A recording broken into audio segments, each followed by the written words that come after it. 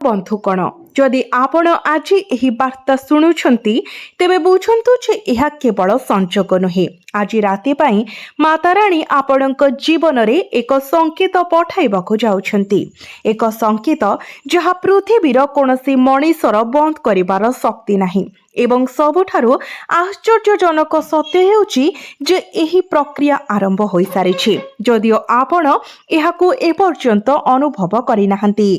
गत किछि दिन धरी आपणक घरे आपणकर मोबाइल फोन ने किंबा आपणक निकट परिवेश रे एक सूक्ष्म पुनरावृत्ति घटना घटुछि। हुएत एक पुराना स्मृति हठात सामना को आसी पारे किंबा जड़े अजणा व्यक्ति आपणकर आखि को आकर्षित करी हसी थाए किंबा आपण कोनोसी स्पष्ट कारण बिना रातिर मध्य भागरे उठी पड़ती।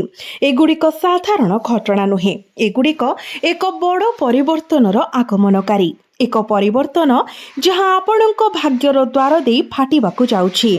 किंतु अपेक्षा करंतु, सर्वोत्तम प्रकाशन एपर्यंत आसी नाही। आज राति एवं तापरे तुरंत घंटा गुड़िक आपणक जीवनर गतिपथ को संपूर्ण भावरे परिवर्तन करिवार शक्ति रखे। कारण माताराणी आपणक पई जहा स्थिर करिसेंती ताहा आउ केही लिभाई पारिबे नाही। एवं मो परवर्ती समय जहा प्रकाश करिबाकु जाउछि ताहा आपणक मेरुदंडरे सिंहरण सृष्टि करि पारे। आपणक जीवन रे जड़े निर्दिष्ट व्यक्ति अछंती जी सामने एक विश्वस्त सहयोगी भावरे निजको उपस्थापन करंती, किंतु गभीर भावरे आपणक सफलता पाई ईर्ष्यारे उत्तेजित होती।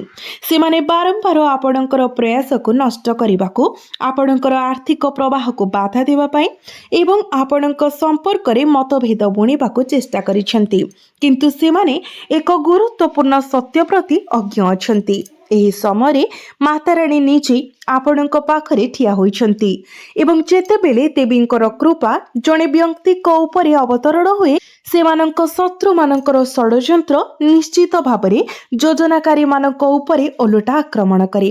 जदि आपण एपर्यंत शुणिछंती तेबे सचोट भक्तिर सहित कमेंट बॉक्स रे जय माताते निश्चय लिखंतु, कारण एगुड़िक केवल शब्द नुहे बरं आपणक आभ्यंतरीण शक्ति को जागृत करिबा पई एक पवित्र आवाहन। आपणक भाग्य रे एक विरल एवं शुभ संरचना सृष्टि हेउछि, एक विन्यास जहा बहुत कम लोकंक जीवन को सुंदर करि थाए। आर्थिक समृद्धिर एक नूतन रास्ता अप्रत्याशित भावरे खोलिबाकु जाउछि।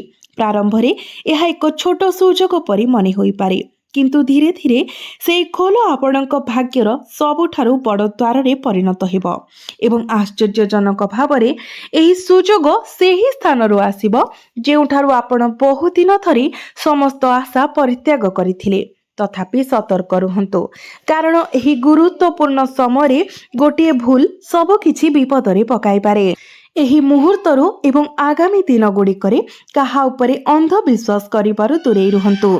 विशेष करी से व्यक्ति ठारू सतर्क रुहंतु जे बारंबार चाटुकार एवं मीठा कथबार्ता माध्यम आपणक सहित निजको संतुष्ट करने चेष्टा करे। माताराणी पूर्वरु आपणको एक संकेत पठाइछंती, तथापि जदि आपण सेही संकेत को अणदेखा करने को बाछंती तेबे आपण परे निजको अनुताप करने को पड़ी पारे एवं वर्तमान सेही खबर पाई जहा आपणकर हृदय को स्पंदन करि पारे। विलंबित राति रे ठीक जेते बेले सब किछि नीरव होई जाय एक वार्ता आपणक जीवन रे प्रवेश करिवो जहा आपणकर दृष्टिकोण को संपूर्ण भावरे परिवर्तन करिवो। एही वार्ता अन्य जने व्यक्तिक माध्यम रे, एक फोन कॉल माध्यम रे किंबा एक सुजोग साक्षात माध्यम रे आसी पारे। प्रथमे आपणको विश्वास करबाको कष्ट होई पारे, किंतु सेही मुहूर्तटी आपणको भाग्यर मोड़ साब्यस्त हेबो। आपण निकट अतीत रे बहुत जंत्रणा सह्य करिसंती। अनेक राति थिला जेतेबेले आपण नीरवरे एका बसी भाबुथिले जे समस्त लोकंक मध्यरु आपण काहेकि एते कष्टर सम्मुखीन हेउछंती। ताहा आर्थिक चिंता हेउ, संपर्क रे विश्वासघातकता हेउ किंबा आपणक निज प्रियजनकर उदासीनता हेउ, माताराणी आपणकर प्रत्येक प्रार्थना सुनिछंती एवं एबे तराजु संतुलित हेबाकु जाउछि। आपण रास्तारे ठिया होइतिबा प्रतिबंधक गुड़िक गोटे गोटे करी भांगिबाकू आरंभ करिब। अटकी रहितिबा किंबा अकाଳରେ बंद थिबा टंका आपणक पाखकू फेरी आसिबा आरंभ करिब। आपणकर काम हठात गति पाइब एवं जो लोक माने थरे आपणकू अणदेखा करिथिले सेमाने विस्मय सहित आपणकू देखिबाकू बाध्य हेबे। तथापि प्रकृतरे आश्चर्यजनक प्रकाश आसिबाको बाकी अछि। एक अनन्य शक्ति जहाँ अत्यंत विरल आपणक घर परिसर रे सक्रिय होई उठिछि। आपण प्रायतः एक अवर्णनीय अस्वस्थी अनुभव करिथिबे किंबा हुए तो कौनसी स्पष्ट कारण बिना हठात आपणकर हृदय दौड़ुथिबा लक्ष्य करिथिबे। यह भय नुहे, यह परिवर्तनर एक आगमन। कारण जेतेबेले महान भाग्य आसिबाकू थाए ब्रह्मांड प्रायतः जड़े व्यक्तिंकर आत्मा भितरे गभीर अस्थिरतार भावना सृष्टि करे। जदि आपण प्रकृतरे माताराणी को उपरे विश्वास रखती तेबे भिडियोटी को एबे ही लाइक करंतु, जहा द्वारा एही दिव्य शक्ति आपणक जीवन रे आहुरी द्रुत गति रे पहुंची पारिबो। बंधु माने आपण माने हृदयर गभीरतारू कमेंट बॉक्स रे जय माता दी निश्चय लिखंतु। गोटे कथा ध्यान दे शुणु। आगामी दिन में आपण जीवन में एक पुराना संपर्क पुनर्बार देखा दे पारे। जी थरे आपण दूरे जाइथिले से एबे फेरिबाकू चेष्टा करि पारंती। तथापि एही विषय आपण को बहुत ज्ञान एवं विचक्षणता व्यवहार करबाकू पड़िबो। कारण आपण जीवन को फेरी आसुतबा प्रत्येक व्यक्ति निश्चित भावरे आपण पई भल नुहे एवं एबे एक भविष्यवाणी जहाँपाई आपणको किछि मुहूर्त पाई बाक मुक्त करिपारे। खूब शीघ्र आपणकर आर्थिक संबंधी खबर जहाँ आपणकर समग्र परिवारर दृष्टिकोण को संपूर्ण भावरे परिवर्तन करिबो। आपणकर द्वार देशरे पहुँचीबाकू जाउछि। एक अटकी रहितिबा कार्य हठात समाप्त हिबाकू जाउछि। एक पुराना निवेशरू लाभ किंबा एपरि एक सुजोगर आगमन जहाँ आपण केबे कल्पना मध्य करिनथिले। एवं सबुठारु उल्लेखनीय कथा हेउछि एसबु एते शीघ्र प्रकाशित हेबो जे आपण निज आखि को विश्वास करि पारिबे नाही। तथापि आपणक पई धनर एही प्रवाह एक परीक्षा सहित जड़ित। एही धन अर्जन करिबा परे आपणकर हृदय पूर्व परि पवित्र एवं निष्कलंक रहिछि कि नाही ताहा दिव्य माता देखुछंती। कारण अनेक लोक सफलता पाइबा परे परिवर्तन होई जांती, किंतु देवींक कृपा केवल सेमानंक उपरे स्थिर एवं स्थायी रही थाए जो माने केबे भी सेमानंकर मूल मूल्यबोध एवं पालन पोषण परित्याग करंती नाही। मु परवर्ती समय कौन कहबाकू जाउची ताहा बहुत ध्यानर सहित शुणु। जदि आज राति रे आपण हठात उठी पड़ती किंबा निजको एक पुनरावृत्ति स्वप्न अनुभव करुथिबार देखंती तेबे एहाकू अणदेखा करंतु नाही। कारण दिव्य माता आपणकर स्वप्न माध्यम आपणको एक गुरुत्वपूर्ण संकेत पठाइबाकू जाउछंती। ସେହି संकेत मध्य लुचि रही आपणकर भविष्यत पथ पाई रहस्य एवं हाँ एक धला रंगर वस्तु सह जड़ित एक निर्दिष्ट संकेत मध्य आपणकर घरे प्रकाश पाइबा पाई स्थिर होइछि। एही संकेत धन शांति एवं हठात अप्रत्याशित शुभ समाचार प्रतीक भाव में कार्य करिब। बहुत कम लोक एही रहस्यर गुरुत्व को प्रकृतरी बुझी पारिबे। जदि आपण जानती जे गोटे शब्द ही जनकर भाग्य परिवर्तन करने को आवश्यक आपणक पाई सबुठारु यह गभीर सत्य होई पारे।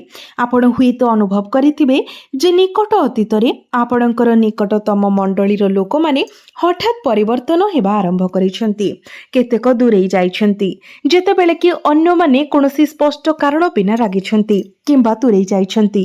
घटना गुड़िक विपर्यस्त होइकला। आपण अनुभव करिथाइ पारंती जे हुए तो दोष आपणकर, किंतु ना यह थिला माताराणींकर भूल लोकंक ठारू आपणको दूरेई रखिबार उपाय। एबे ठारू केवल जो माने प्रकृतरे आपणकर निजर से माने आपणक जीवन रे रहिबे।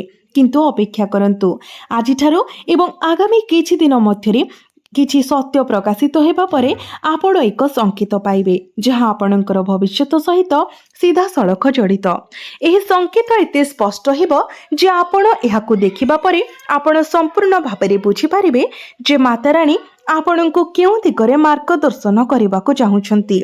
आश्चर्यर कथा एही संकेत संध्या परे देखाजिबो। एपरी एक मुहूर्तरे जेतेबेले आपण एहा आशा करिवे एहा संध्यार सेही समय हेबो जेतेबेले आकाशर रंग धीरे धीरे परिवर्तन हेबो एवं जेतेबेले आपणक चारि पाखरे सबकिछि संपूर्ण स्वाभाविक देखाजिबो। ସେହି ସଠିକ୍ ମୁହୂର୍ତ୍ତରେ ଭାଗ୍ୟ ଚୁପଚାପ ଆପଣଙ୍କ ଜୀବନରେ ପାଦ ଦେବ ଏବଂ ସବୁଠାରୁ ବଡ଼ କଥା ହେଉଛି ସେହି ସମୟରେ ଆପଣ ସମ୍ଭବତଃ କିଛି ସାଂସାରିକ କାର୍ଯ୍ୟରେ ବ୍ୟସ୍ତ ରହିବେ। ବ୍ରହ୍ମାଣ୍ଡ ଆପଣଙ୍କ ପାଇଁ ଯେଉଁ ମହାନ ମହାଜାଗତିକ ଖେଳ ପ୍ରସ୍ତୁତ କରିଛି ତାହା ବିଷୟରେ ଆପଣ ସମ୍ପୂର୍ଣ୍ଣ ଅଜ୍ଞ। କୌଣସି ସ୍ଥାନରେ ଏକ ସଂକେତ ଲୁଚି ରହିବ, ହୁଏତ ଆପଣଙ୍କ ଘରର ଏକ କୋଣରେ, କୌଣସି ପୁରୁଣା ଜିନିଷ ମଧ୍ୟରେ କିମ୍ବା ଏପରି କୌଣସି ବ୍ୟକ୍ତିଙ୍କ କଥାରେ ଯାହାକୁ ଆପଣ କେବେ ଗମ୍ଭୀରତାର ସହ ନେଇନାହାନ୍ତି। ତଥାପି ବର୍ତ୍ତମାନ ସେହି ଜିନିଷଟି ଆପଣଙ୍କର ସୌଭାଗ୍ୟର ପ୍ରବେଶ ଦ୍ୱାର ହୋଇପାରେ ଏବଂ ଏହା ଠିକ୍ ସେହି ମୁହୂର୍ତ୍ତ ଯେଉଁଠାରେ ଅଧିକାଂଶ ଲୋକ ଏହି ଗୋଟିଏ ଭୁଲ ହିଁ କରିଦେଇଥାନ୍ତି। କାରଣ ଯେତେବେଳେ ଜଣଙ୍କର ଭାଗ୍ୟ ପରିବର୍ତ୍ତନ ହେବା ଆରମ୍ଭ ହୁଏ ସେତେବେଳେ ଜଣେ ଭୟପ୍ରାୟତଃ ଆକ୍ରାନ୍ତ ହୁଏ। ଜଣେ ଚିନ୍ତା କରେ ଯେ ଏହି ନୂତନ ସ୍ୱପ୍ନ ହଠାତ୍ ଭାଙ୍ଗି ଯାଇପାରେ, କିନ୍ତୁ ମାତାରାଣୀ ଆପଣଙ୍କୁ ଆଶ୍ୱାସନା ଦିଅନ୍ତି ଏଥର ଭୟ କର ନାହିଁ, କାରଣ ଆପଣଙ୍କ ଜୀବନରେ ଯାହା ପ୍ରବେଶ କରିବାକୁ ଯାଉଛି ତାହା କେବଳ ଖୁସିର ଏକ କ୍ଷଣସ୍ଥାୟୀ ମୁହୂର୍ତ୍ତ ନୁହେଁ, ବରଂ ଏକ ସ୍ଥାୟୀ ପରିବର୍ତ୍ତନ। ତଥାପି ଏବେ ସବୁଠାରୁ ଗୁରୁତ୍ୱପୂର୍ଣ୍ଣ ବିନ୍ଦୁ ଶୁଣନ୍ତୁ। ଆପଣଙ୍କ ଚାରିପାଖରେ ଏକ ନିର୍ଦ୍ଦିଷ୍ଟ ମୁହଁ ଲୁଚି ରହିଛି, ଜଣେ ଯିଏ ନିରନ୍ତର ଆପଣଙ୍କର ବ୍ୟାପାରରେ ଅନୁସନ୍ଧାନ କରିବାକୁ ଚେଷ୍ଟା କରନ୍ତି। ସେମାନେ ଆପଣଙ୍କ କାମ, ଆପଣଙ୍କର ଆର୍ଥିକ ସ୍ଥିତି ଏବଂ ଆପଣଙ୍କର ସମ୍ପର୍କ ଉପରେ ସତର୍କ ନଜର ରଖନ୍ତି। ସାମ୍ନାରେ ସେମାନେ ଜଣେ ଶୁଭେଚ୍ଛୁବାଦୀ ପରି ଦେଖାଯାଆନ୍ତି, କିନ୍ତୁ ଗଭୀର ଭାବରେ ସେମାନଙ୍କର ଦୃଷ୍ଟି ଈର୍ଷାରେ ଚଳି ଯାଇଥାଏ ଆପଣଙ୍କର ପ୍ରଗତି ଉପରେ। ଏହି କାରଣରୁ ନିକଟ ଅତୀତରେ ଆପଣଙ୍କର ପ୍ରୟାସ ଗୁଡ଼ିକ ବାରମ୍ବାର ବନ୍ଦ ହୋଇଯାଇଛି, ଯେପରି ସେମାନେ ସମାପ୍ତିର ଦ୍ୱାରରେ ଥିଲେ। ଆପଣଙ୍କର ଚାରିପାଖରେ ଥିବା ସମସ୍ତଙ୍କୁ ଆପଣଙ୍କର ଗୁପ୍ତ କଥା କହିବା ବନ୍ଦ କରିବାର ସମୟ ଆସିଛି, କାରଣ ମାତାରାଣୀ ଏକ ଚେତାବନୀ ଦେଇଛନ୍ତି। ଆଗାମୀ କିଛି ଦିନ ପାଇଁ ଆପଣଙ୍କର ପରବର୍ତ୍ତୀ ପଦକ୍ଷେପ ସମ୍ପର୍କରେ ବହୁତ କମ୍ ଲୋକଙ୍କ ସହିତ ସେୟାର କରନ୍ତୁ, ଯେମିତିକି ନିଜର ସ୍ତ୍ରୀ, ମା, ବାବା ଏମାନଙ୍କ ସହିତ। ରାତି ସମୟରେ କାହା ସହିତ ଯୁକ୍ତିତର୍କ କରିବାରୁ ଦୂରେଇ ରୁହନ୍ତୁ। ଏକ ଛୋଟ ମତଭେଦ ଏକ ବଡ଼ ବିବାଦରେ ପରିଣତ ହୋଇପାରେ। ଏକ ଗୁପ୍ତ କଥା ରହିଛି ଯାହା ଏହି ନିର୍ଦ୍ଦିଷ୍ଟ ସମୟକୁ ଏତେ ଶକ୍ତିଶାଳୀ କରିଥାଏ। ଆପଣଙ୍କ ଜୀବନରେ ଧନର ଏକ ଦ୍ୱାର ଖୋଲିବାକୁ ଯାଉଛି, ଯାହା ହଠାତ୍ ଦେଖାଯିବ। ପ୍ରଥମେ ଆପଣ ଭାବିପାରନ୍ତି ଯେ ଏହା କେବଳ ଏକ ନମ୍ର ଆରମ୍ଭ, କିନ୍ତୁ ଧୀରେ ଧୀରେ ଏହି ସୁଯୋଗ ଆପଣଙ୍କୁ ସେହି ଲକ୍ଷ୍ୟସ୍ଥଳକୁ ନେଇଯାଇପାରେ ଯେଉଁଠାରେ ଆପଣ ବର୍ଷ ବର୍ଷ ଧରି ପହଞ୍ଚିବାର ସ୍ୱପ୍ନ ଦେଖୁଛନ୍ତି। ଏବଂ ଏଠାରେ ସବୁଠାରୁ ଆଶ୍ଚର୍ଯ୍ୟଜନକ କଥା, ଏହି ସୁଯୋଗ ଜଣେ ପୁରୁଣା ପରିଚିତ, ଜଣେ ହଜିଯାଇଥିବା ବନ୍ଧୁ କିମ୍ବା ଏକ ପ୍ରକଳ୍ପ ମାଧ୍ୟମରେ ପୁନର୍ବାର ଦେଖାଯିବ, ଯାହାକୁ ଆପଣ ସମାପ୍ତ ବୋଲି ଭାବିଥିଲେ, ଯାହା ସହିତ ଆପଣ ପୁନର୍ଜୀବିତ ହେବେ ଏବଂ ପୁଣି ଥରେ ଆପଣଙ୍କ ସମ୍ମୁଖରେ ଉପସ୍ଥାପିତ ହେବ। ଯଦି ଆପଣ ଏପର୍ଯ୍ୟନ୍ତ ଶୁଣୁଛନ୍ତି ତେବେ କମେଣ୍ଟ ବକ୍ସରେ ଭକ୍ତିର ସହିତ ଜୟ ମାତା ଦି ଅବଶ୍ୟ ଲେଖନ୍ତୁ, କାରଣ ଏହି ଦିବ୍ୟ ବାର୍ତ୍ତା ବହୁତ କମ୍ ଲୋକଙ୍କ ପାଖରେ ପହଞ୍ଚେ। ଅତୀତରେ ଆପଣ ଯେଉଁ ସଂଘର୍ଷ ସହିଛନ୍ତି ତାହାର ପୁରସ୍କାର ଏବେ ଆପଣଙ୍କ ପାଖକୁ ଆସୁଛି। ଏପରି ସମୟ ଥିଲା ଯେତେବେଳେ ଆପଣ ହାର ମାନିବାକୁ ଚିନ୍ତା କରିଥିଲେ, ରାତିଗୁଡ଼ିକ ଆପଣ ହତାଶାରେ କାନ୍ଦି କାନ୍ଦି ବିତାଇଥିଲେ। ସେହି ମୁହୂର୍ତ୍ତ ଗୁଡ଼ିକ ଯେତେବେଳେ ଆପଣ ଅନୁଭବ କଲେ ଯେ ଈଶ୍ୱର ଆପଣଙ୍କୁ ସମ୍ପୂର୍ଣ୍ଣ ପରିତ୍ୟାଗ କରିଛନ୍ତି। ତଥାପି ସତ୍ୟ ହେଉଛି ଯେ ମାତାରାଣୀ ଆପଣଙ୍କୁ କେବଳ ସେହି ଉଚ୍ଚତାକୁ ଚଢ଼ିବା ପାଇଁ ପ୍ରସ୍ତୁତ କରୁଥିଲେ, ଯାହାକୁ ବହୁତ କମ୍ ଲୋକ ପାଇପାରିବେ। ସେହି ପ୍ରସ୍ତୁତି ବର୍ତ୍ତମାନ ସମାପ୍ତ ହେବାକୁ ଯାଉଛି, ଯଦିଓ ପ୍ରକୃତ ମୋଡ଼ ଏବେ ବି ଅଛି। ଆଗାମୀ 9 ଦିନ ମଧ୍ୟରେ ଆପଣଙ୍କ ଜୀବନରେ ଏକ ଘଟଣା ଘଟିବ ଯାହା ଆପଣଙ୍କର ଦୃଷ୍ଟିକୋଣ ଏବଂ ଚିନ୍ତାଧାରାକୁ ମୌଳିକ ଭାବରେ ପରିବର୍ତ୍ତନ କରିବ। ଏହି ଘଟଣା ବିନା ଚେତାବନୀରେ ଘଟିବ। ପ୍ରାରମ୍ଭରେ ଆପଣ ଥରି ଉଠିପାରନ୍ତି, କିନ୍ତୁ ଶେଷରେ ଆପଣ ଅନୁଭବ କରିବେ ଯେ ଏହି ଘଟଣା ପ୍ରକୃତରେ ଏକ ଆଶୀର୍ବାଦ ଥିଲା। ଏହା ବହୁତ ଧ୍ୟାନର ସହିତ ଶୁଣନ୍ତୁ। ଯଦି ଗତ କିଛି ଦିନ ଧରି ଆପଣ ବାରମ୍ବାର ଏକ ନିର୍ଦ୍ଦିଷ୍ଟ ସଂଖ୍ୟାର ସମ୍ମୁଖୀନ ହେଉଛନ୍ତି କିମ୍ବା ଯଦି କୌଣସି ନିର୍ଦ୍ଦିଷ୍ଟ ନାମ ଆପଣଙ୍କର ଚେତନା ଭିତରେ ଘୁରି ବୁଲୁଛି, ତେବେ ଏହାକୁ ଅଣଦେଖା କରନ୍ତୁ ନାହିଁ। ବ୍ରହ୍ମାଣ୍ଡ ସଂକେତ ମାଧ୍ୟମରେ ଯୋଗାଯୋଗ କରେ ଏବଂ ଏହି ମୁହୂର୍ତ୍ତରେ ଏପରି ସଂକେତ ଗୁଡ଼ିକ ଆପଣଙ୍କ ପାଖରେ ବିଛାଡ଼ି ହୋଇ ରହିଛି। ସବୁଠାରୁ ଗୁରୁତ୍ୱପୂର୍ଣ୍ଣ ସଂକେତ ଲୁକାୟିତ ରହିଥାଏ। ଜଣେ ମହିଳାଙ୍କ ମାଧ୍ୟମରେ ଆପଣଙ୍କ ଘରେ ଏକ ବିରାଟ ସୌଭାଗ୍ୟ ପ୍ରବେଶ କରିବାକୁ ଯାଉଛି। ଏହି ମହିଳା ଆପଣଙ୍କର ମା, ଭଉଣୀ, ପତ୍ନୀ କିମ୍ବା ଜଣେ ନିକଟତମ ମହିଳା ବିଶ୍ୱାସୀ ହୋଇପାରନ୍ତି। ତାଙ୍କ କଥାକୁ ହାଲୁକା ଭାବରେ ନିଅନ୍ତୁ ନାହିଁ, କାରଣ ମାତାରାଣୀ ଏହି ଗୁରୁତ୍ୱପୂର୍ଣ୍ଣ ସମୟରେ ଏହି ବ୍ୟକ୍ତି ବିଶେଷଙ୍କ ମାଧ୍ୟମରେ ଆପଣଙ୍କୁ ମାର୍ଗଦର୍ଶନ କରିବାକୁ ଚାହୁଁଛନ୍ତି। ଏବେ ରାତିର ଚାଦର ତଳେ ଏକ ସତ୍ୟ ପ୍ରକାଶିତ ହେବ, ଏକ ସତ୍ୟ ଯାହା ଆପଣଙ୍କୁ ତୁରନ୍ତ ଜଣେ ନିର୍ଦ୍ଦିଷ୍ଟ ବ୍ୟକ୍ତିଙ୍କର ପ୍ରକୃତ ଉଦ୍ଦେଶ୍ୟ ପ୍ରକାଶ କରିବ, ଯିଏ ଏପର୍ଯ୍ୟନ୍ତ ଆପଣଙ୍କର ନିଜର ଭାବରେ ଛଦ୍ମବେଶୀ ହୋଇଛନ୍ତି। ସେ ଧୀରେ ଧୀରେ ସେମାନଙ୍କର ପ୍ରକୃତ ରଙ୍ଗ ପ୍ରକାଶ କରିବେ। ଆରମ୍ଭରେ ଆପଣ ଦୁଃଖ ଅନୁଭବ କରିପାରନ୍ତି, କିନ୍ତୁ ପରେ ଆପଣ ମାତାରାଣୀଙ୍କୁ ଧନ୍ୟବାଦ ଦେବେ ଯେ ସତ୍ୟ ଠିକ୍ ସମୟରେ ପ୍ରକାଶିତ ହେଲା। ଯଦି ଆପଣ ଚାହାନ୍ତି ଆପଣ ଯାହା ପ୍ରକାଶ ପାଇବାକୁ ଯାଉଛି ତାହା ପାଇଁ ଏପର୍ଯ୍ୟନ୍ତ ପ୍ରସ୍ତୁତ ହୋଇନାହାନ୍ତି, ଆପଣଙ୍କ ଜୀବନରେ ଏକ ଯାତ୍ରା ଖୁବ୍ ଶୀଘ୍ର ରୂପ ନେଉଛି। ଏହି ଯାତ୍ରା ଛୋଟ କିମ୍ବା ଲମ୍ବା ହୋଇପାରେ, ତଥାପି ଏହି ଯାତ୍ରା ସମୟରେ ଆପଣ ଏକ ସଂକେତ ପାଇବେ ଯାହା ଆପଣଙ୍କର ଭାଗ୍ୟକୁ ସମ୍ପୂର୍ଣ୍ଣ ଭାବରେ ପରିବର୍ତ୍ତନ କରିବ। ରାସ୍ତାରେ ଆପଣ ଯେଉଁ ବ୍ୟକ୍ତିଙ୍କୁ ଭେଟିବେ, ଏକ ନିର୍ଦ୍ଦିଷ୍ଟ ଶବ୍ଦ କିମ୍ବା ଏକ ନିର୍ଦ୍ଦିଷ୍ଟ ଦୃଶ୍ୟ ଆପଣଙ୍କ ଭବିଷ୍ୟତର ଦ୍ୱାର ଖୋଲିପାରେ।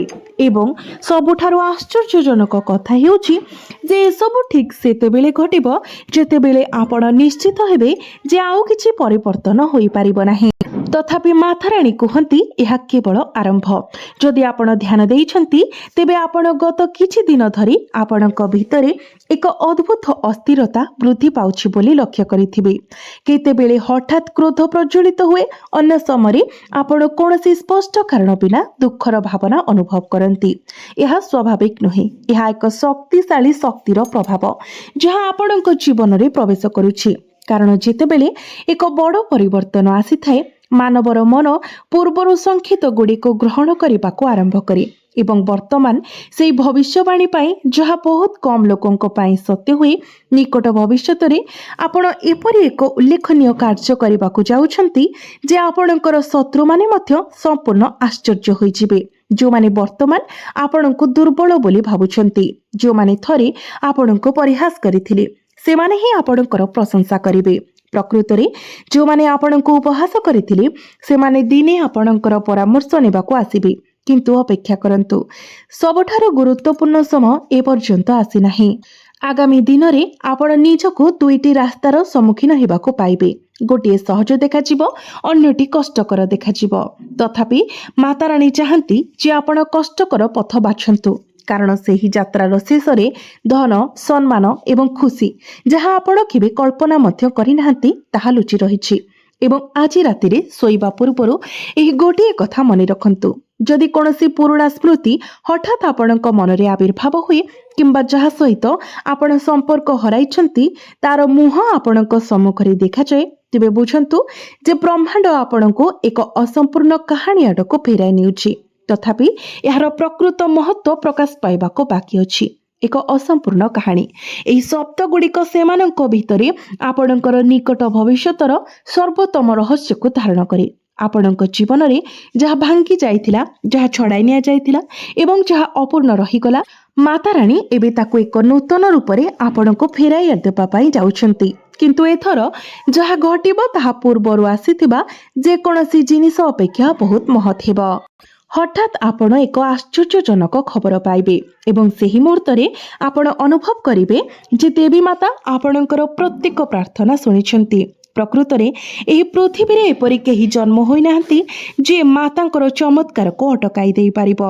ଆପଣଙ୍କ ପାଇଁ ଯାହା ଘଟିବା ପାଇଁ ଲେଖାଯାଇଛି ତାହା ନିଶ୍ଚିତ ଭାବରେ ଘଟିକି ହିଁ ରହିବ।